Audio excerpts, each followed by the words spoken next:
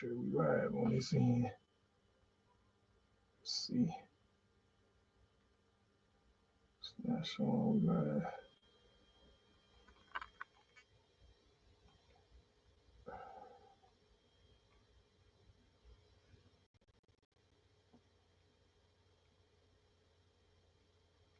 Let's see. All right, it's showing we live. All right. We'll be back in just a moment.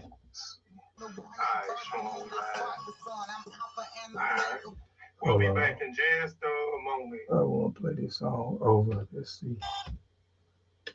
All right. Baby, I came to make the waters run. I came up out the waters. 1 cell, 2 cell, 3 cell, 4 cell, 5. I came up out on the Aces Matrix going live. I came up out the gutter, baby, out the murky waters. Left hand, I'm in rock. Come on, baby, be my father. Bust up on the set with set. Priesthood of sadness, you showing out the window. You can smell the indigo. Sipping on the chestnut, mad. Tsunami flow, don't be mad. Respect the fall, it's autumn ho. People really wanna know what the fuck you came for. People really wanna know what the fuck they came for. It's the reason I try. It's the reason I cry.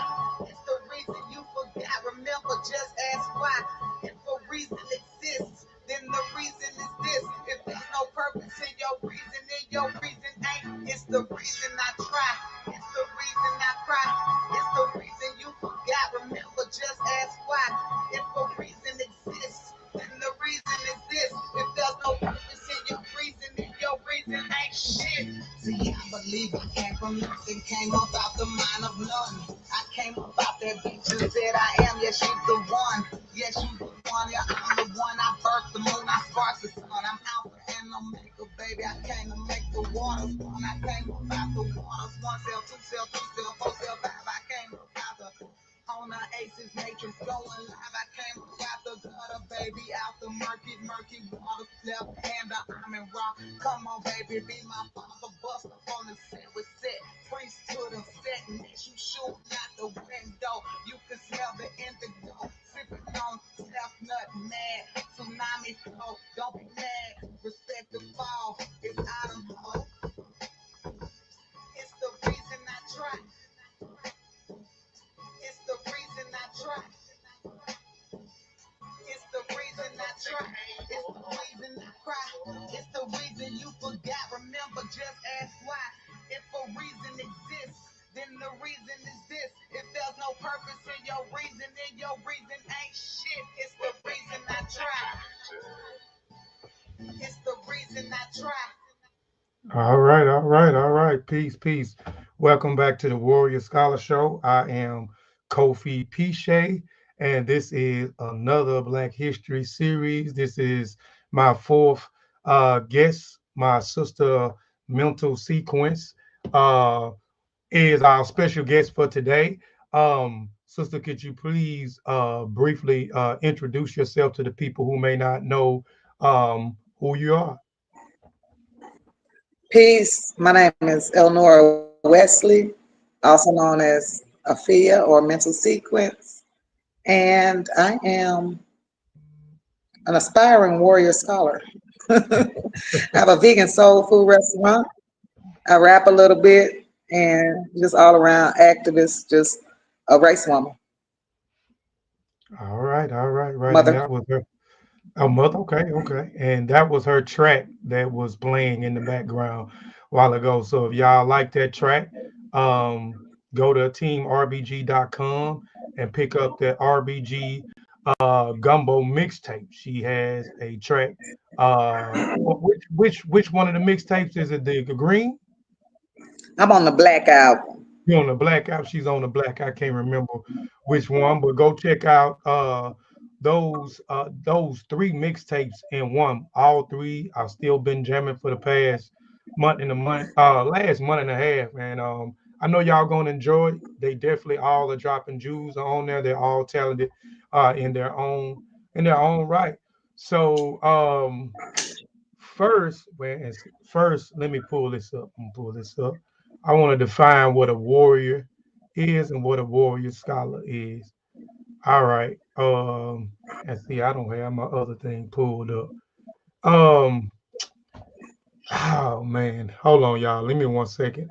We may have to skip what I define of what a warrior scholar is because I don't have it pulled up on this other end. I'm blind. I can't see this from this. But basically, a warrior and what, in my opinion, what a warrior scholar is. A warrior scholar is someone who is well studied and waging in war against mistrue pseudoisms and willing to stand on the battlefield against institutions and platform that promotes that. A warrior scholar is someone who is on a mission for the truth, for accurate and sound information. A warrior scholar is one who has discipline, good character, morals, and willing to fight back against those who use misinformation dangerously. So that is what a warrior scholar is from my perspective. And this sister, in her own right, is a warrior scholar because she is one of the person who is doing the work, right? She's teaching us how to eat healthy. She's providing a great service in the community. She's a dope artist that has a message behind her music. So she is a warrior scholar, right? So we're gonna get into all of your business again. Um, I want to thank you for letting me interview you and you being on the Warrior Scholar Show. So since this is the Warrior Scholar Show, this is a question that I ask every person that comes on the platform. Can you name a few of your warrior scholars? Who are some of Eleanor's warrior scholars? Some of my warrior scholars, it's there are a lot of them, but Dr. Laila Africa, Mhm, Dr. Amos Wilson, Dr. mhm, Francis Cress Welsing, mhm, Neely Fuller, um, Dr. Joseph Ben Yakanan, the most honorable Khalid Muhammad. mhm. I could really go on and on. It's so many. We're blessed to have so many scholars and authorities come before us to study that we still haven't studied. Did I say Dr. Amos Wilson? I have to. Oh, Mhm, Mama Marimba Ani. mhm, mhm. And I could Yeah, go on and on. yeah, We're going to cut it there. yes, yes, I yes. name everybody. Yes, yes. I can't be mad at you with some of those warrior scholars you name, are also some of my warrior scholars, and some of those warrior scholars, I don't know them personally, but they taught me indirectly through, through their publications that they put out, through some of their lectures that they had on YouTube. So Mhm. you can't go wrong with some of those warrior scholars. And Dr. Ben is actually the Black Man on the Nile is actually one of the books or materials or publication that I got a hold of when I began to transition and become aware of what we're calling conscious today, right? So yeah, shout out to all of those. Those are still here and those who are not here, right? We standing on the shoulders of those ancestors, and we're gonna continue to stand on the shoulders of those great warrior scholars. Um, now, um, my second question I have for you is your stage name, right? Your stage name is mental sequence. It carries a profound implication. Could you elaborate on the origin of this name and its significance in your artistic identity? What's crazy, throughout this interview, you're going to see a lot of things I just kind of happened up on, you know what I'm saying? It wasn't planned and it just came like that.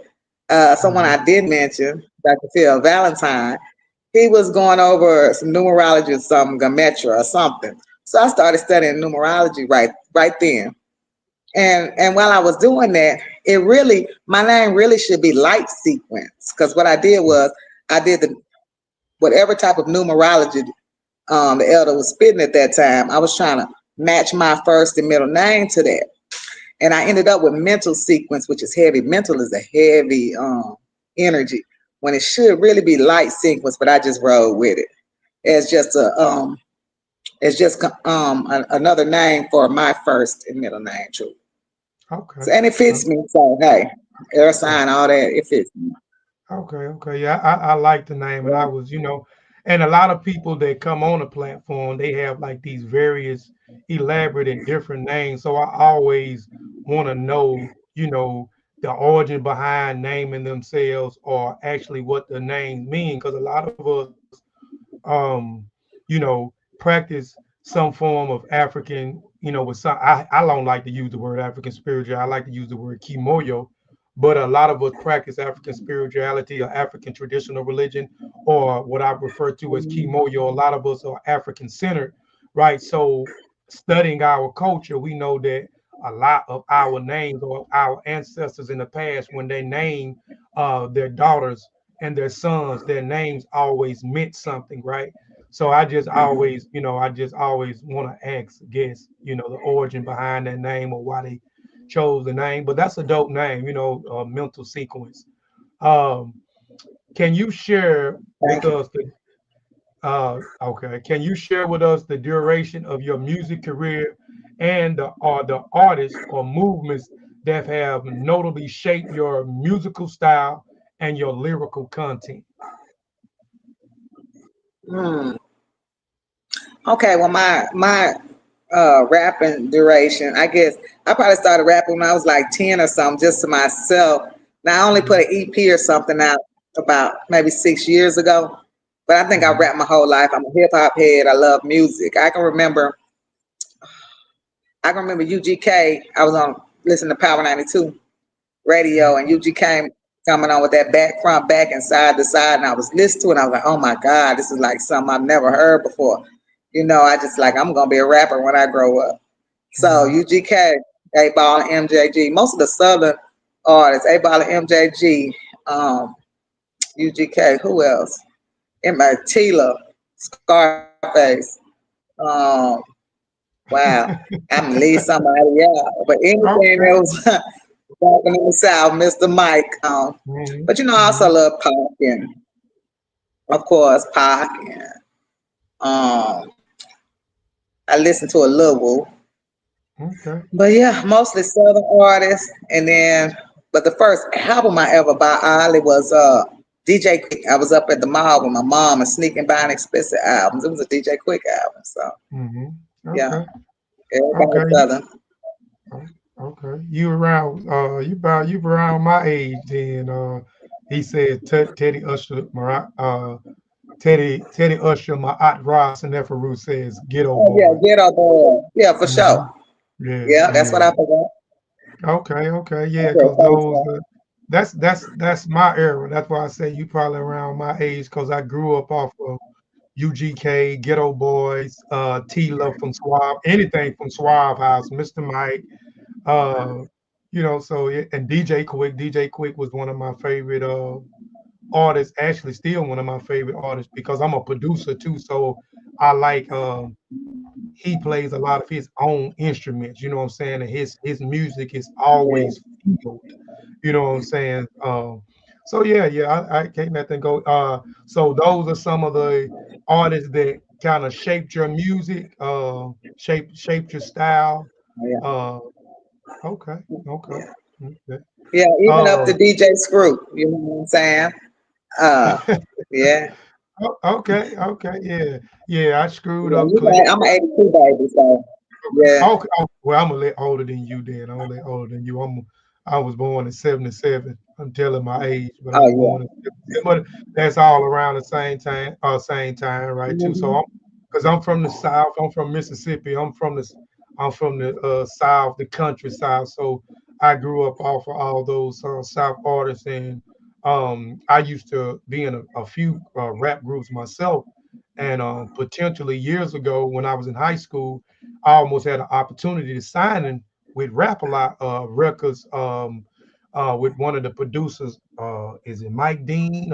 I can't remember. I was in high school, then I was with a group. So a lot of those people from the South, like Suave House in particular, all the Suave House artists, MJG and 8 Ball, Tila, Mr. Mike, um, the Ghetto Boys, Hmm. Scarface, DJ Screw, Big Hawk, Fat Pat, all of those people kind of shape, Yeah, who I am and shape ESG. my sound. Yeah. So, Hmm.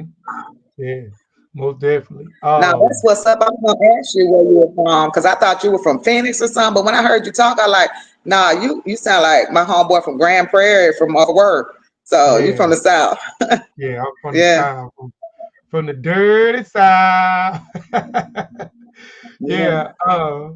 How how did how did your cause we gonna go a few places. We gonna go a few places. So I want to try to get the music stuff out the way first. So how did your collaboration with Team RBG come about?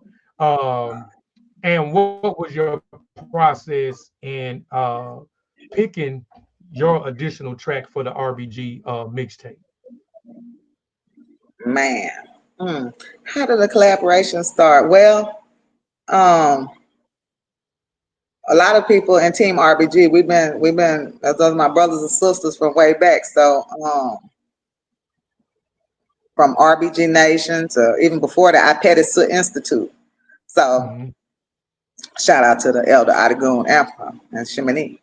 But yeah, so it was just kind of they just once we started building again on this Team RBG tip, they just hey said we got this mixtape coming up and hey, will you submit something? I didn't really go back Hmm. in. I had already released this song, but I thought it would just be perfect for Hmm. like a spiritual. What was the word you used a while ago? For Kimoyo, spiritual Kimoyo, Kimoyo. Yeah, uh-huh. Hmm. Kimoyo. Kimoyo. Okay, Okay. okay. Yeah, yeah. So, yeah, I just feel like we need something like that on there, you know? Oh, okay, yeah, Yeah. that's a dope track. Did you ever get a chance of reading the blog I wrote on my blog site about the I did a blog I did a blog review. I wrote a whole article on the Okay. Team RPG mixtape, and I Oh, gave from wow. and I gave from all three mixtapes. I gave my favorite on the mixtape. Every song on there was my favorite because that Right, mixtape you can listen to every song, and it's rare these days that you can purchase some music right. without skipping a bunch of songs, right? So each one Right. of those songs, you know, was, you didn't have to skip it, right? And at the bottom of the article, I couldn't choose everybody's song, so I choose like my favorite songs. Like I probably would play like every day on repeat. So um Mm-hmm. Reasons was one of the songs. I can't remember, but it was like, so I choose eight. Okay. I choose 8 out of 30. So I choose eight. So I choose four from the red. I choose four from the black, and I choose four from the green mixtape. So and I Okay. gave, why they were my favorite. But when you get a chance, no matter when we get off here, I'll send you the link and you can click on it and read. It's about a 6 minute read. It's not a big long blog article. 6 minute read on my Yeah. review. Um, on that. I'm trying to, I don't feel so much in love with the mixtape. I'm trying to get to know each and every member Right. of Team RBG Yeah. personally, and um the mixtape, like I told people on the other interviews I did last week, um, that the Uh, mixtapes are institutions. Those mixtapes are institutions. I look at them when you read the article, I refer to the mixtapes as institutions because each one of those mixtapes have so much valuable messages on there, so much powerful and positive messages that can impact mm-hmm. other black people, impact our children in particular, right? To combat against the school, what I'm saying, the school system, right? This westernized school system that doesn't teach them about empowering themselves, doesn't teach them about the red, black, and green. It doesn't teach them about Marcus Garvey, Mm-hmm. Right. in depth about Malcolm X, what I'm saying, Khalid Muhammad, Dr. All these Amos Wilson, John Henry Clark, all these great ancestors who came before us, right? So I Right. look at or institution. So it's something that they can take away from each one of those mixtapes and apply some of those things, and it can definitely inspire them, because school gives our children, whether we know it, I'll give them a low self-esteem, right? Because, and then I'm saying that a low self-esteem is because when you're learning about somebody else's culture, but your own culture, and then when you learn about your own culture and your own people, they are teaching them that they come from slaves, or that, you know, or slavery was the best thing that happened to them, or Right. our ancestors didn't contribute anything to the world, right? So it devalues them, right, where they begins to have a low self-esteem, because in the school curriculum they doesn't see themselves in a school curriculum.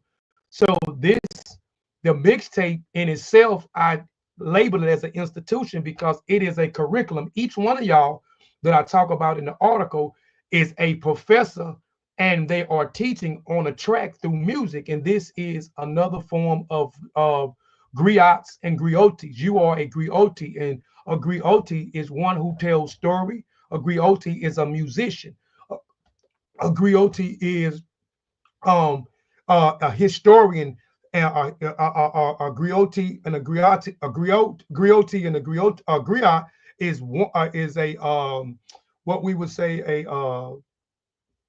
a artist that's able to tell stories in a way to preserve their history or to educate the youth. If you look at a picture of a griot or a griot, it's always them in a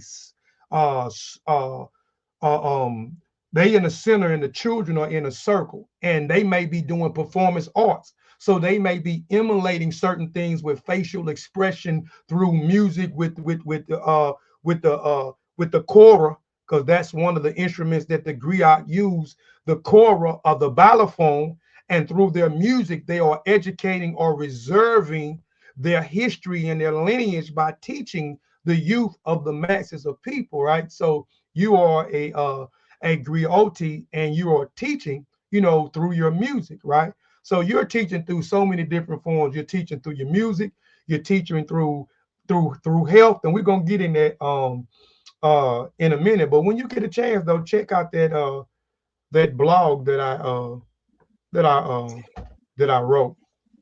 Hey, for sure, I'm gonna check it out, and much love. I appreciate it. You know what I'm saying? When people like your art, you know what I'm saying? That's, hey, man, that's what's up. Cause it be like, a lot of times our songs be like prayers from us. You know what I'm saying? So when it reach somebody else, that's dope. Yes, yes, yes. And you from Arkansas, right? You from Arkansas, right? Camden, Okay. Arkansas, Queen City represent. Okay, so you close to Obafemi then. Yes, yes, yeah. We about 30 minutes away. Okay, okay, then okay, That's no bro. part. Okay. Yeah, that's my old brother Yeah. there. As an entrepreneur, right? Because you are entrepreneur. So as an Yes. entrepreneur behind the home, a vegan restaurant, could you describe the journey from the concept to the realization of your brick and mortar institution? So can you describe your journey, or your journey you went through to open up the home? And me, this question, you know, it's a twofold question. And for me, I want to know what type of emotions that you have when you seen a big billboard of you and your restaurant on. That's a question for me. I want to know how that feel, because one day I want to have a billboard up with my business or my businesses on there where the world can see. So kind of walk us through the journey of, you know, and the concept behind starting your business. Well, like I said earlier, when I was talking about things kind of just happening and somewhat by accident, Mm-hmm. the name of my business is the House of Mental Eatery. So we talked about my name earlier, and the business names comes from that name, but it was more so with that. I used to do like a thrift shop at a homie's shop, and we called it the House of Mental. So when I moved over into doing vegan soul food, we just kept the name. the House of Mental, and then it also became the House of Mental Eatery that we shortened down to the Home. Getting into it was odd. When I was younger, I read How to Eat to Live by Elijah Muhammad. When I was 15, it was presented to me, so I stopped eating white flour products and white sugar, white rice, all of that. And I turned vegan and then vegetarian. Vegetarian and then vegan. But as I kept studying, I got into more African-centered education. So I was introduced to Dr. Laila Afrika, Queen of Food first, Queen of Food, and Dr. Laila Afrika.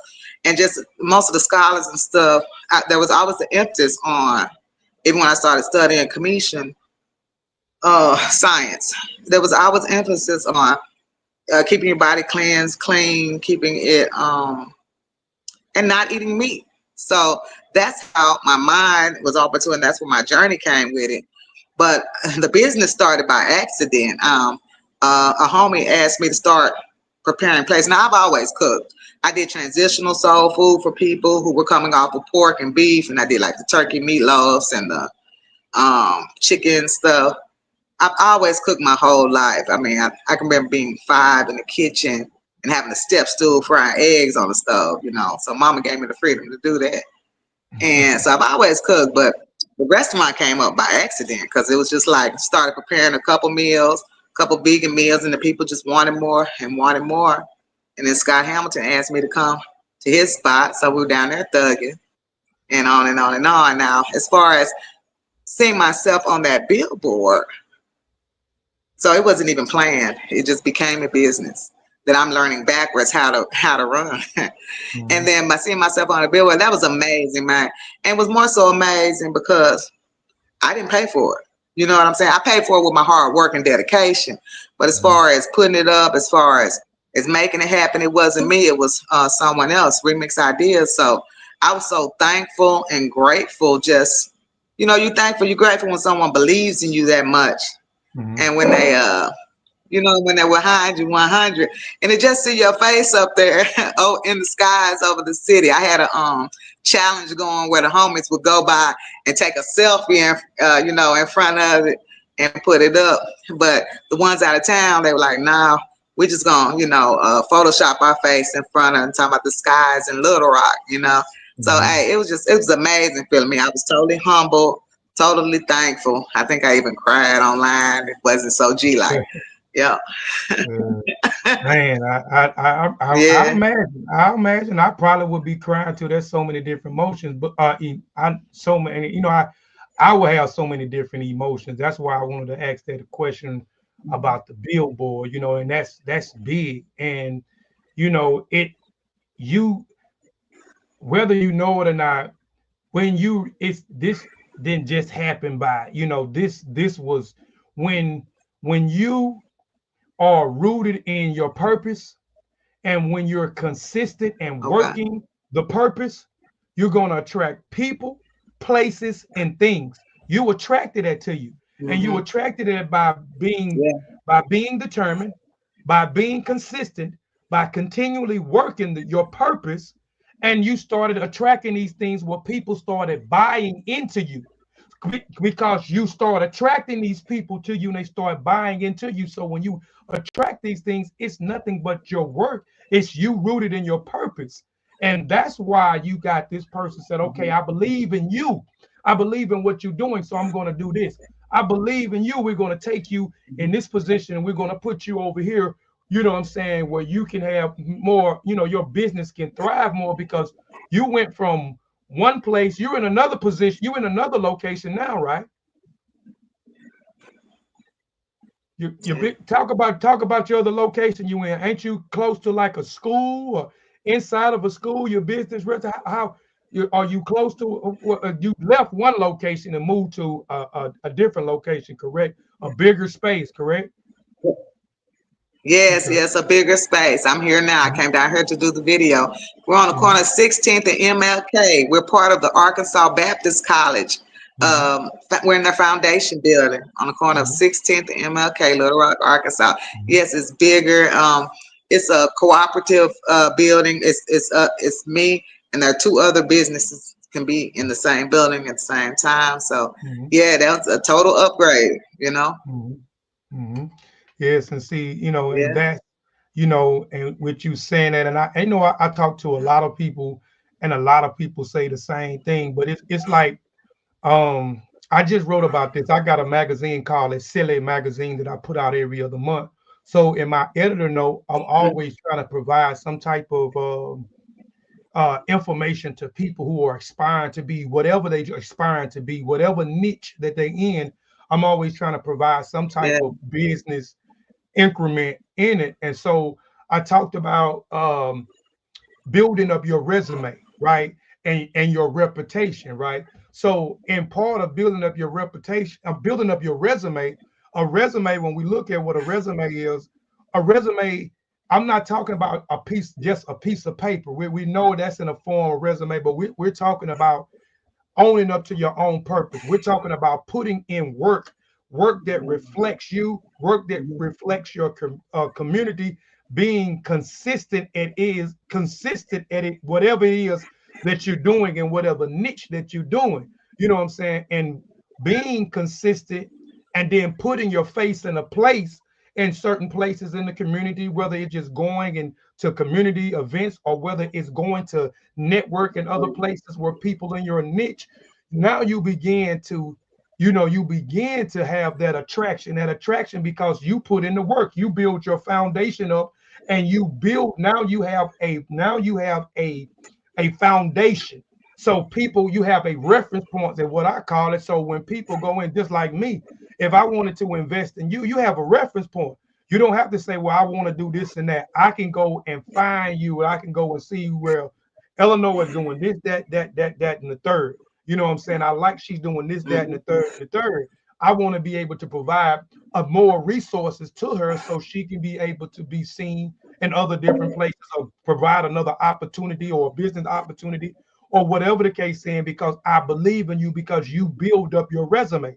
So a resume is nothing but building your work up. So you build your resume up, and now you're reaping the benefits for building your resume up. So that's why you got a billboard. That's why you went from one small location into a bigger location. That's why you were part of Team RBG. That's why the ancestors are blessing you abundantly, right? So it ain't just by chance. It ain't by luck. This is something that you earned. right. You know what I'm saying? So, you know, I'm just sharing that with you. So, you know, if somebody else asks, you won't be like, well, somebody gave me, even though we help each other out. That's what we're supposed to do. But you did what you had to do in order for those people or anybody to believe in you.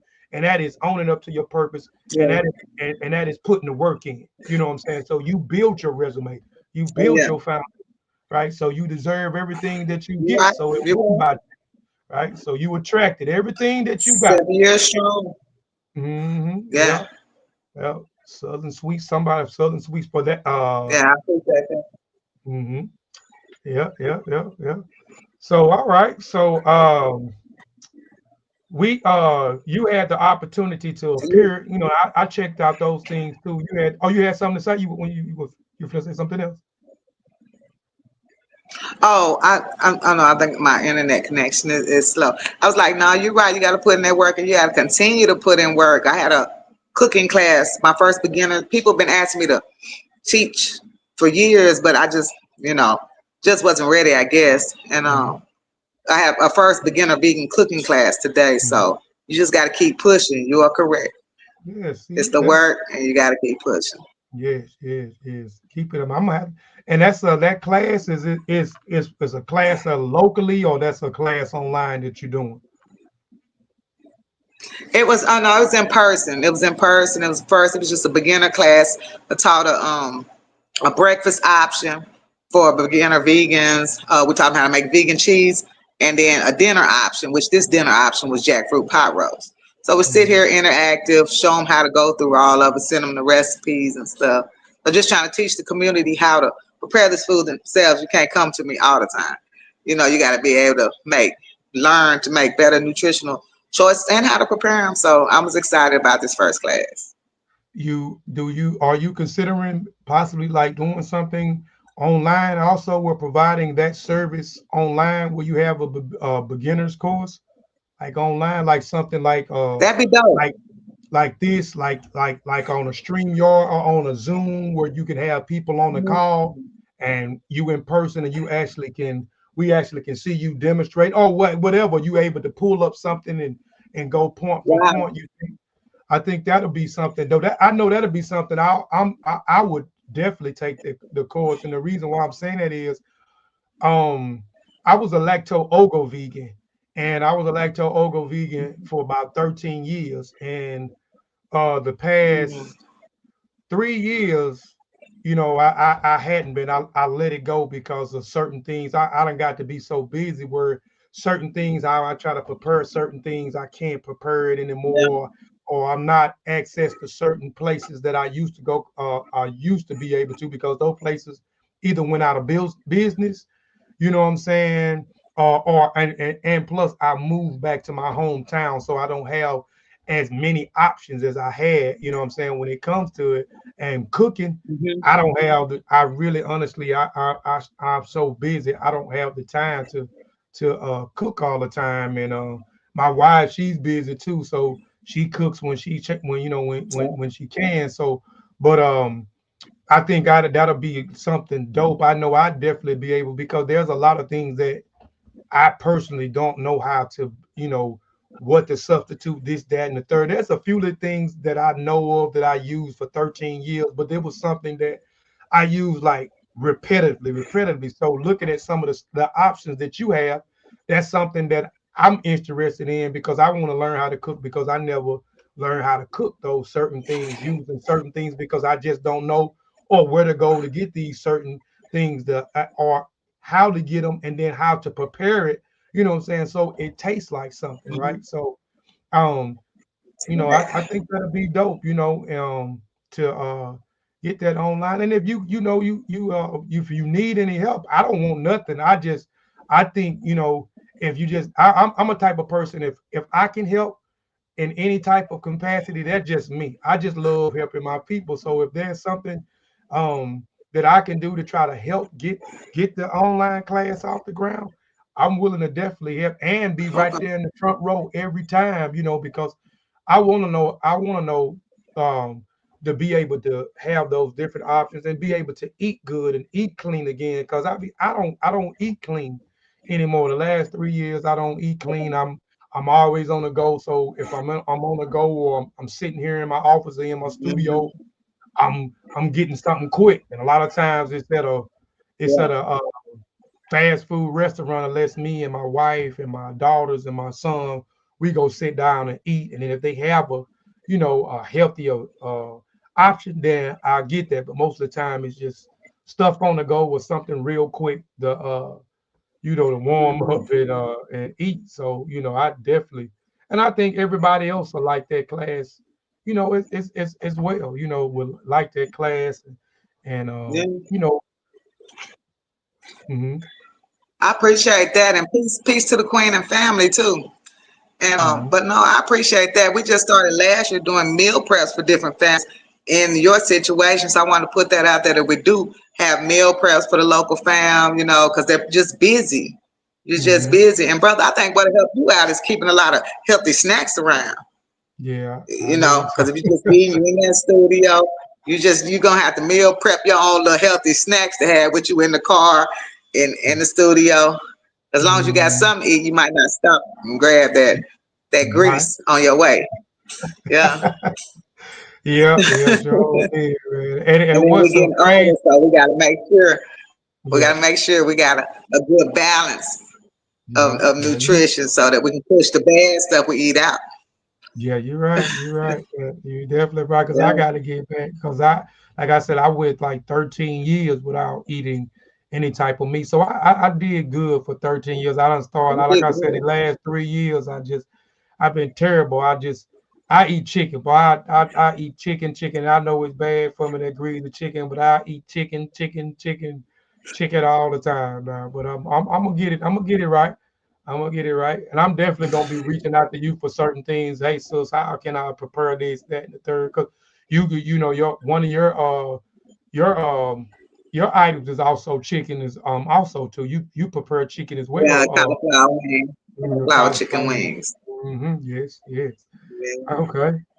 Um. Arguably some of the best in the nation. Arguably Okay. some of the best. I'm gonna Yep. have to. I'm gonna have to check them out. I'm definitely gonna come up there this year. I like to travel too. So I think y'all supposed to be having something somewhere around in that area pretty soon. Obafemi was Uh, telling me about. And I know Obafemi on here every too. November.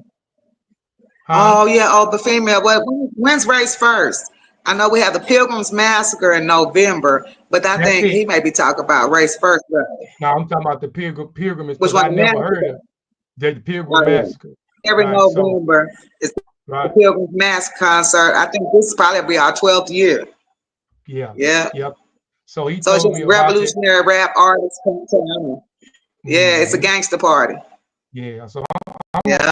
I'm gonna come out there. You know, I'm gonna come out there, um, and bring my family out there, and I'm definitely gonna Wow. give me some. Yeah. That's good. We gonna come sit down and patronize your business, and we gonna eat. We gonna eat. So Oh yeah. my That's daughter might beautiful. be frowning up, but I'm gonna tell her this ain't no vegan place, because if I say it's a vegan, she No, don't tell yeah, her. Just don't tell her. I I ain't gonna tell her. I definitely not gonna tell her. Um, Yeah. That's cool though, um, man. yeah, I'm coming. You had an opportunity to appear on PBS in 2020 and more recently on the KATV channel. Could you describe these experiences and how have they influenced your career and your public perception? That PBS experience, that was just really out the blue. I keep saying that things be happening out the blue. Yeah, Ah, it has a reason. It yeah. come but it just be random.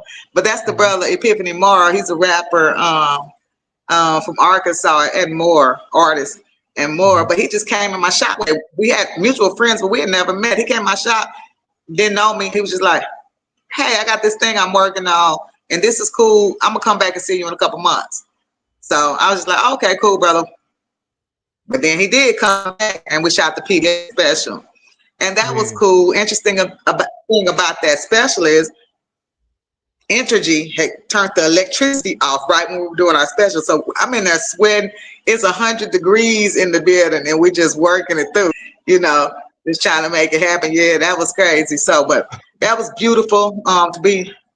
I'm thankful to be on PBS. You know, we all watched PBS at 18 as children. Sesame Street came on that Mhm, channel. You know, we were mhm, all on that. So just to be featured on PBS about my work, that was amazing. Yeah, shout out to the brother Piff. And mhm, yeah, that was great. And then more recently, KATV. And that mhm, was a great mhm, experience. I was a little nervous, but that was a great experience. And all those experiences, they're great to me to be on the screen, to be having that form of advertisement. But you know what? The best advertisement I came across is word of mouth. mhm, mhm. Word of Yeah, mouth. yeah. One person, everybody come in. Oh yeah, my coworker. Oh yeah, I taste my food. Oh yeah, I heard about this. I think as we grow, I love those, the PBS, the KTV, the billboards and everything. Because as we grow, people will see us and then it'll put that marker in their mind and they'll come back to see us later. But but that word of mouth, nothing beats word of mouth. Okay. Yeah. Okay. Yeah, I had seen that. I was like, But I oh, am okay. thankful. Yeah, I was like, wow, Yeah. PBS, and I still watch some things on PBS. PBS has a few, few little documentaries and certain things that deal Hmm. with Black history and so forth and different hosts. Yeah. So I watch them from time to time. A lot of them you have to pay for too on Amazon Prime. I checked Hmm. out some on Amazon Prime before, but that now when I seen that was dope. So, and he did an excellent job. You did an excellent job. You didn't seem nervous on either one of those, the PBS special, That's or the right. TV channel. I think both of them were dope. But I know both of them kind of gave you some exposure to as well. Yeah. We need all of that though. We need the word of mouth. You know, we Mhm. need other looks from other different platforms, and that was, you know, two different platforms that, you know, you was able, even if it wasn't but two or three people, you know Eleanor, Wesley, and know about, you know, the home, your vegan restaurant. You know, that's what it's all about, us helping each other and putting each other on different platforms and giving each other exposure, you know, bringing our fan base or our supporters. I don't like to use the word fan, but our supporters, to get to know other people that we believe in, right? So, and that's the whole purpose of this too, is, you know, I believe in what you're doing, so I wanted to bring you to my platform, and, you know, and you know, and get all into your business and share what, you know, how dope you are, and, you know, so people can get to know who you are, and believe in what you believe in, just like believe in you, just like I believe in you and what you got going on. You know what I'm saying? And that's what it's all about. Oh, Yeah, I appreciate that, brother, and that means a lot. And also to document the history and document the journey. So, much love, much appreciation. Yeah. yeah. Um, how critically is African-centered education to your education to your personal development, business practice, community engagement? How have you integrated these principles into the various aspects of your life as well as your business, right? Mm, yeah. Yeah, that's layered. I mean, if you're African centered, almost it gives you a guidepost. You know what I'm saying? So Mhm. I think that it's in every aspect of my life. You know what I'm saying? It gives me my parameters. It gives me Mhm. my goal post and goal post. You know, because in studying African centered education, you already it's you learn to. You're always trying to be well rounded. You're always trying to live your life holistically, and Mhm. you're always trying to get back to this greatness. You know what I'm saying? That we already are at the greatness, but you're always trying to strive for excellence. You know, in your behavior and in Mhm. your in interactions with your community, in Mhm. organizing Mhm. um and just everything. You want to strive to realistically, you know, holistically be great and excellent with your people. And I just got off my thought. I lost my thought right there though. But how has African centered education? I mean, I always, just like while ago when we were talking about my business, I wouldn't have this business if it wasn't for Dr. Laila Africa, Dr. Jewel Pokum, Dr. Also, well, Dr. Sabi, but as of late, because I was Dr. Laila Africa student. And then also just I just left somebody out because I'm flipping thoughts now, but because you really got me, because how is African Center, like I studying African Center education when I was probably like 15, so it is my life, you know. Mhm. I kind of stray away, but I always can come back. You always, Mhm. and my children also. It's so funny. Just the other day we were laughing because when my children, one wants to my youngest daughter, she wants to go she wants to be a Muslim. She wants to study Islam. And then my other daughter, my older daughter, sent me like some Islamic teachings of the day the other day. And I just had to look. I looked at my fiance and was like, Brother Knowledge, I raised some Muslims. You know what I'm saying? Like me being African centered, and my Kemetic spirituality is what I really came up in, but I never really, I'm working on it now, but I never really documented it as much as I could to have, or we didn't have a village where it was a full practice. So it's just funny looking back. So African centeredness is so much a part of my life that my children at 12 and 19 are leaning towards Islam. You know what I'm saying? And what else is there to do once you know, Mhm. unless you have a Yeah. village of, you know, of Ifa, or a village of, you know. So it was just fun. I had to share that with you because that I mean, I'm like, wow, I raised Muslims, and I'm not. Yeah. We all are, Yeah. but you know And what I'm saying. right? You mentioned like behavior, Yeah. right? And the reason why I asked, African-centered education, and implement it into your business practice, into your community engagement. You like you're a community Mm, activist, so that African-centered education that you have and that was shared upon you.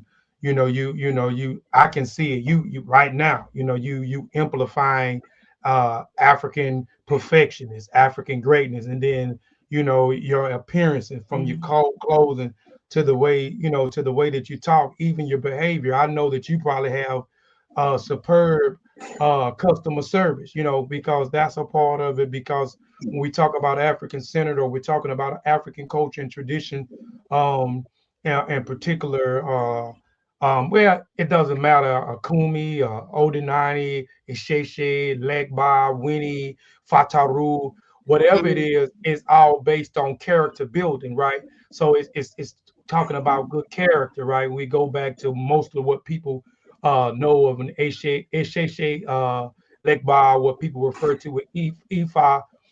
We know about Iwa Pele and Iwa Riri. Iwa Pele, which is gentle character, and Iwa Pele, which is gentle character. Iwa Riri is good character, right? And good character exemplifies caring, compassion, empathy for others, respecting others, loving others, what I'm saying, being concerned, sharing, acknowledging someone's existence. And I can keep going on and on. So I can see you exemplifying that also in your business practices, because I have a few businesses myself. And the African centered education, I walk it every day.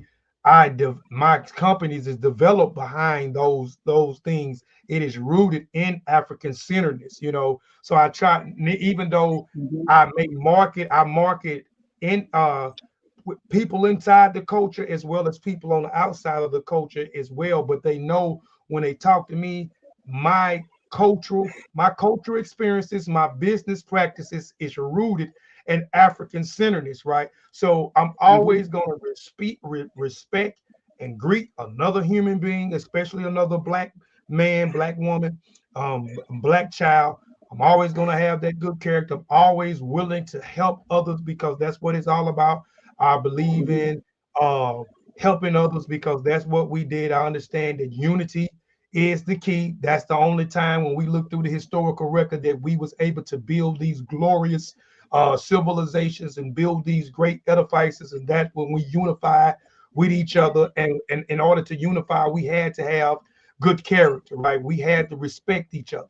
We had to love each other. We had to care for each other, right? So we did that, right? And then in the Kemetu culture, in Kemet, they say, anything outside of that is Isfet, right? That's chaos, that's confusion, right? So we can't do anything with Isfet. So I know you're rooted and I'm rooted in that. So African-centered uh, education is very important, you know what I'm saying? And it is very important in your life. That's what shapes us, that's what grows us into being great, as well as implementing that into your business practices. Because like I said, as I was looking at certain things, I was saying, okay, well, you're rooted in African-centered culture. You was a part of an African institution. Even listening to your music reason, you mentioned Noon, you mentioned Shu. So those are netters or netterus from out of the Kimatu culture, or the Remix culture. Um, so I definitely wanted to. There it is, the Ipet Isut African Institution, Obafemi jumped up there. So and yes, yeah, that's important. Um, for us to try to, establish that in our own homes and inside our own culture. We need to get back to who we are. You know what I'm saying? We want to be everything but African, and that's why we acting in a way. We that's right. acting barbaric. We're acting in a barbaric way. We acting with that killer mentality, because we're trying to be everything else but ourselves, right? So and this here is what Black history. What from how do you feel about people? This would be my last question. This how do you feel about people like I'm Black history. I'm a walking Black history. You know what I'm saying? Right. I don't need this month. You know what I'm saying? But shout out to Carter G. Woodson, who Yeah. started a week and then it went into develop into a month. So how do you feel Mm-hmm. about the people that only throw up the fist, only talk? Oh, she popped up out of here. She must have hit the button. Uh, we're gonna wrap it up in a minute. I'm gonna wait till she hop back in here in just a second. Uh, she must have clicked the button and it popped out of here, man. But we'll wait for her to get back here, man. But what's going on, man, with everybody in there, man? Peace to our RBG Patah. Peace to my brother Obafemi. I sent that email back too. I think I forwarded that email back. I'd make sure and check again. Shout out to Southern Sweet Soul. Shout out to I can't say that name right. Palms One. Um, Mental Hotel, if you still in here. Teddy Usher Ma'at.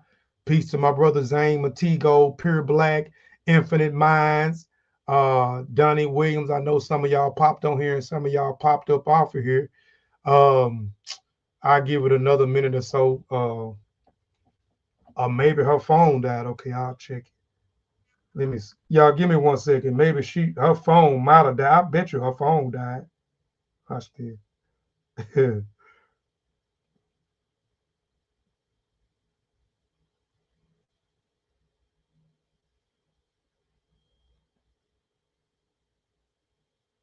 Yeah, that might be what happened. I'm gonna give it another second. And if not, man, we gonna end the show. This is the which this is. This is the fourth. This is the fourth series out of the Black History Month. Um, the relaunch of the Warrior Scholar Show, right? So most of the people that I have been bringing on for the month of February is a part of the team RBG, except for my brother Rakeem Shabazz, which is a part of the which is a host and the founder of Wise the Dome TV, and a part on the host of the Black Power Media Network morning show. Um, so I just want to highlight a lot of these dope people. There's a lot of dope people in Team RBG, right? And the more I'm digging into, digging up a lot of these things, I'm seeing how phenomenal a lot of these black men, black women are. That she is right here. I bet you her phone died. Yeah. Uh, good. All right, your phone died. Yeah, my apologies. Yeah, I figured that. I Thought it said I was bet her charging. phone. Yeah. Yeah, thought it But was no, charging. But you know that I was just saying this was my last question, and it was just I see this a lot online, Mhm. so I was just asking you, how do you feel? I know I feel a certain type of way, when a lot of our people for the month of February, those 28 days, we champion Black excellence, right? And we talk about Blackness for the whole month, but then the rest of the months throughout the year we speak less of Black excellence. We speak less of those who put the work in so we can be in the position that we are today. So how do you feel about those types of people and just only champion Black excellence only in the month of February? You know what? I do like that they at least do it then. You know what I'm saying? Mm-hmm. It'd be such an overflow of it then. I can see the Mm-hmm. most maybe bougie brother or something that I know throughout the year. But hey, sometimes right there at Black History Month, it come through with some of the hardest facts I've ever heard in my life. Like I didn't Right. know that happened here, you That's know. right. And so I'm thankful that it happens. I'm thankful that they do it. I just think that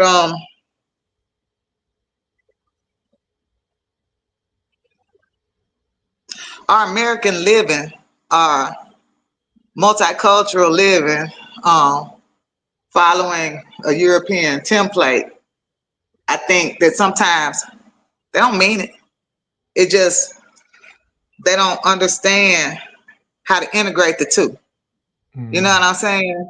It's like it's so trained in Europe that you have to find a place for Africa. And I think that's what we're doing. We're helping our brothers and sisters and our people find a place for Africa. You know what I'm saying?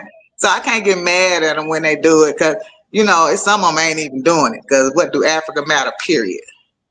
So I'm okay that they'll do it, Lisa. And I'm telling you, I find some of the hardest facts from some of those people like, wow, for real, tell me some more, tell me more. But and but yeah, that's how I feel about it. I feel like the more they learn to be African, accept African, and the more, instead of stating these facts, because a lot of people who do state these facts who only state them that much, they are striving for greatness. They're striving for Black excellence. And they kind of tie themselves that, but they just don't know themselves to be their ancestors. You know what I'm saying? So I think it's a lot of teaching we have to do. It don't really bother me. It'd be funny sometimes. It's funny to me. It bothers me sometimes, because I mean, you don't speak, you know, and I guess maybe some of them, because some of them I know, and you know, and just some of the conversations we have and some of the things that they say, and then you turn right around, which is contradictory. Then you turn right around and then you're promoting it, you know. But you know, but like you said, at least they is doing it, you know, even if it ain't but 28 days or a couple of days out of February, you know. I just think if we would root it out, if we rooted ourselves back into how great we is, because a lot of us don't know how great we are. A lot of us don't know how greatness is innate in us. A lot of us don't know that our ancestors contributed a lot to the world, because like you said, the Western standard or the Western education doesn't teach you about black excellence. It doesn't teach you about your ancestors contributed so much to the world. They don't teach you that a lot of the people that we quote, like Pythagoras and Thales and Euclides and Einsteins and Hippocratic and all these European Romans and Greeks that they usher and champion in school, a lot of these people went into the interior of Africa to learn about, or these people encountered and stole certain things, and they come up with certain patents when we created certain inventions and so forth. And but if they understood that, then I think they would empower them more, and then they would speak more about their ancestral lineage and about our Black excellence, and they would exemplify it, and they wouldn't compromise themselves, right? Because a lot of them, they'll do this, but then in the essence, when they're around somebody else, they'll compromise themselves, you know what I'm saying? Or they'll speak highly of someone else's culture beside them other selves, you know, and we wouldn't have some of the rhetoric of, I'm gonna go over here to the white man when I'm providing the same service that this white person is providing, but you are so indoctrinated with Western education and philosophy and theology that you believe that we in an essence are is inferior, which, you know, that's what the school teaching teaches. Even the religion teaches that we are inferior. So, you know, but you know, and that, you know, and at times it just upsets me at times. But you know, just like you said, I never thought about that. At least they are, and it dropping a seed. So maybe by them doing that, you know, because I believe in dropping seeds, and those seeds begin to water and begin to sprout up. It may be next month, may be 6 months, it may be 12 months, it may be 3 years from now, it may be 5 years. So I think if they, you know, every year, okay, they continually researching and looking at something, eventually they might come around and say, hey, I'm finna start doing more research on certain things, and then that may start to empower those that do that, and then they may be able to start speaking more freely about it online, and then not compromising themselves around other people, and being more supportive of other people that look just like, you know, just like them, and looking at themselves in a way of being excellent, you know what I'm saying, and being superb and so forth. And that's a whole case of self-love, and we are really gonna need an African United Front to combat that. You know what I'm saying? Because Mhm. that's just a lack of self love there, you know. And with that, these people trying to keep their jobs or all type of things. But if you Right. don't do that, just don't say nothing when I'm saying something. You know what I'm saying? Don't. If I'm saying something, let me live. Right. Right. When I come around and tell the whole truth, let me Mhm. be. Yeah. Yeah. You know, Yeah. as I let you. But yeah, no, I Mhm. feel you on that because sometimes it does get nerve wracking. But it's such a learning process. We just talking Mhm. about simple. I'm not gonna say too much because I know we're over with this. But the other day when it just came to community, because we're all trying to figure out what is community. You know, where's the template? Who we get this from? You know, what is Mhm. community? What defines community? And we get to talk about the children. And the subject the other week was what was it like you know, with the whole Super Bowl and everything, and even within the general community, the subject was how we treat our children, how we protect our children, and what words we say about our children and stuff. Mhm. And that I'll holler at y'all because that's a whole nother topic. But Mhm. all that to say, yeah, it's going to be an African United Front to help us in our. And we don't even know what community is. We have to learn community. We got to learn Right. society. We have to learn sociology. We have Yeah. to learn what we are to one another. Ubuntu. Mhm. You know, I Yeah. am because we are. We have to learn so much before we can Yeah. even target Yeah. Black Yeah. History. Yeah. Yeah. You're right. You know what I'm You're right. saying? Yeah, before we Mhm. can even target Black History Month. Yeah. Well, sis, that concludes this interview. Again, I want to again say thank you, what I'm saying, for coming on the platform and let me interview you and you sharing your journey and your story. And I hope, this impacts somebody, somebody else that may come and watch it in the archive. I appreciate everybody that tuned in and watched the show live. For those who are maybe want to reach out to you, what I'm saying, for whatever reason, whether it's an interview or uh, you know coming out and patronizing your business or sharing some vegan recipe or whatever it is, can you give them your social media handles and the location of your business if they in the surrounding areas or in your area? Okay. The business is Home Vegan Restaurant. On Facebook is The Home, THEHOME, The Home. On Facebook, Home Vegan Restaurant on Instagram. And we're at 1523 Dr. Martin Luther King Jr. Drive. That's the corner of 16th and MLK, Arkansas Baptist College area. That's Little Rock, Arkansas. And yeah, come see us. You can also find me at Elnora Wesley on Facebook if you just looking to holler at me about something else. So, Oh, yep, all that's all it. right. Yeah, let's give a hand up for our beautiful sister Eleanor Wesley.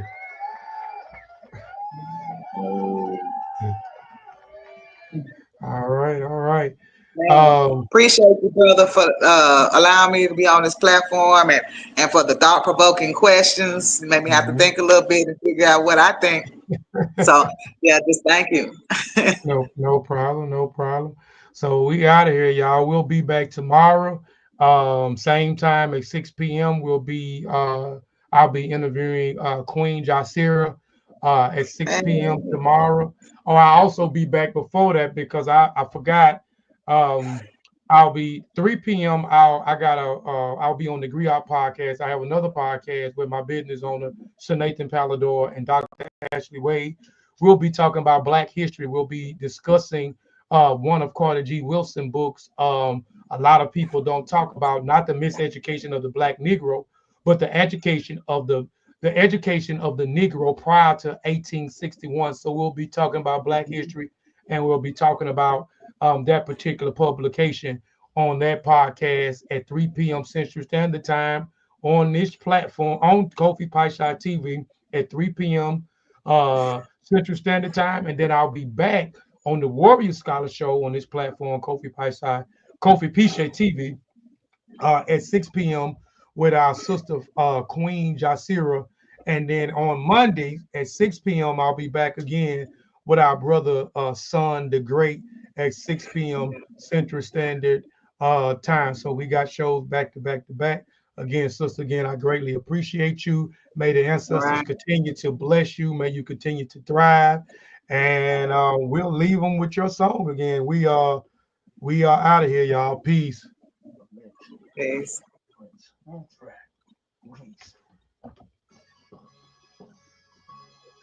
DJ Gilbert, see you, baby.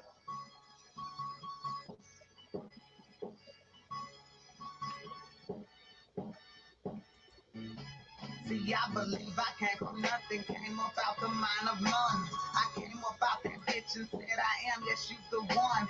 Yes, you the one, I'm the one. I birthed the moon, I sparked the sun. I'm Alpha and Omega, baby. I came to make the waters run. I came up out the waters. 1 cell, 2 cell, 3 cell, 4 cell, 5. I came up out the on the Aces Matrix going live. I came up out the gutter, baby, out the murky, murky water. Left hand, I'm in water. Come on, baby, be my father.